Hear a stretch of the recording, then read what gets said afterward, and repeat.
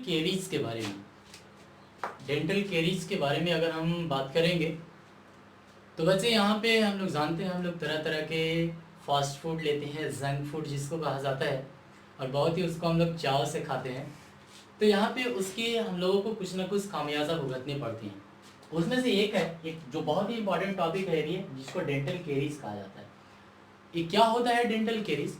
तो अगर हम बात करते हैं डेंटल केरीज का, तो इसमें हमारा जो इनामिल होता है, ये जो टीथ का जो बाहर का जो आउटर स्ट्रक्चर दिखाई पड़ता है, आउटर लेयर होता है white substance, that is enamel, और that is the very hardest और बहुत ही हार्डेस्ट सब्सटेंस होता है। तो क्या होता है कि इनामिल और डेंटिन का डिग्रेडेशन हो जाता है किसी खास मिनरल के द्वारा। अगर हमारे बॉडी में जो टीथ पाया जाता है और उस टीथ का अगर उस टीथ में कुछ एबनॉर्मलिटी आ जाती है, उसका कोई हिस्सा धीरे धीरे डिग्रेडेट करता जाता है, कुछ एबनुएट होते जाता है, that is called dental caries. उसको डेंटल केरीज कहा जाता है। और उस डेंटल केरीज को प्रभावित करने के लिए, स्प्रेड करने के लिए कौन कौन से इंपॉर्टेंट फैक्टर्स होते हैं, उसको प्रभावित करने के लिए, उसको प्रोलॉन्ग करने के लिए जो इम्पॉर्टेंट फैक्टर्स होते हैं, उसमें जो सबसे फर्स्ट जो इम्पॉर्टेंट फैक्टर्स है, that is prolonged exposure to sugary food stocks.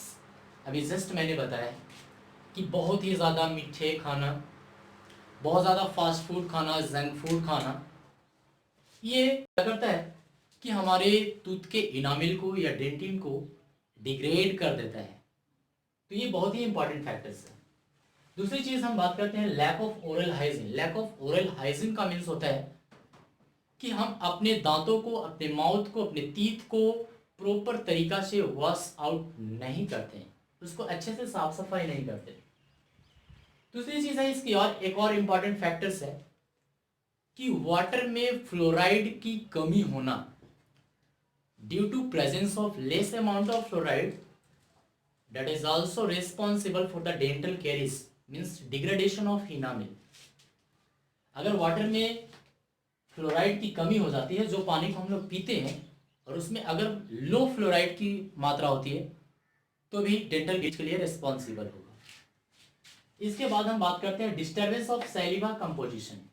सैलिवा composition कहने का मतलब है कि अचानक से होता क्या है कि हमारे बॉडी में सैलिवा, हमारे माउथ में सैलिवा का सिक्रेशन लिटिल होता है।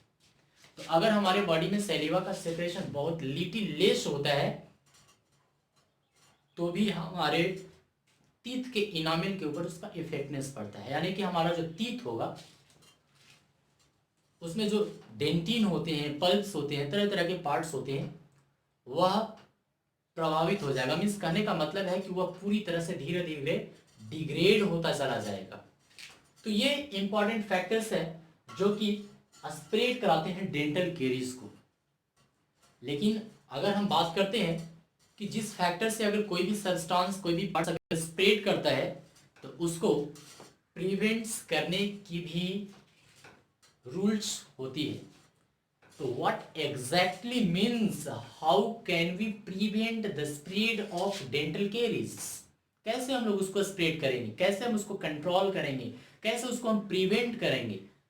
तो प्रिवेंट करने के लिए वैसे कुछ हमको मेजर फैक्टर्स होते हैं, और उस मेजर फैक्टर्स में क्या करना होगा?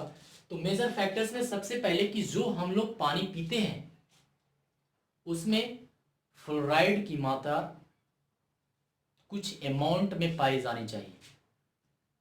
अगर फ्लोराइड की मात्रा अगर ड्रिंकिंग वाटर में नहीं होता है, तो हमारा जो इनामिल है दैट बिकम्स डिग्रेड शुम बाय शुम। तो हमको क्या होता है कि यहाँ पे जो पानी हम लोग पीते हैं, उसमें फ्लोराइड की मात्रा होनी चाहिए।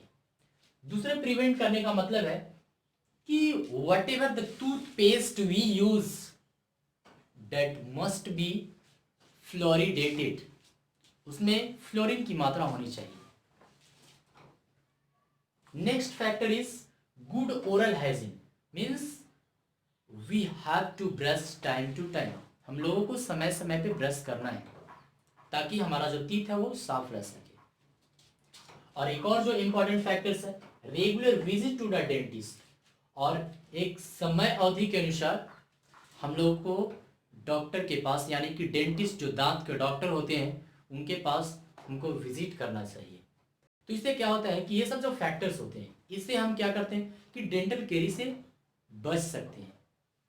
और care with the composition of the diet, और हम लोगों को इसमें केयर करना है कि किस तरह से, ज़्यादा हम लोगों को जंक फूड नहीं, लेकिन आजकल के बच्चे होते हैं बहुत ही चाव से, ठेला वगैरह होता है उस पर बहुत से चाव से एकदम चिकन हो गया, मटन हो गया, चाउमीन, ये सब फास्ट फूड जंक फूड्स जो है बहुत ही चाव से खाते हैं, जो कि बहुत ही स्पाइसी होता है। उसमें स्पाइसी होते हैं, ऑयल की मात्रा अधिक पाई जाती है, जो कि हमारे इनामिल को डिग्रेड भी कर सकता है। तो हमको एक सूटेबल डाइट, एक सूटेबल बैलेंस डाइट लेना चाहिए। अपने टीथ को मजबूत बनाना है, डेंटल कैरीज से प्रिवेंट होना है, बचना है, तो हमको एक सूटेबल कंपोजिशन ऑफ डाइट भी लेना ज़रूरी है। तो ये सब इंपॉर्टेंट फैक्टर्स थे जिससे हम डेंटल कैरी से बच सकते हैं। एक और बहुत ही इंपॉर्टेंट टर्म्स है, ये लास्ट टर्म्स है, dental plaque. What exactly the dental plaque means?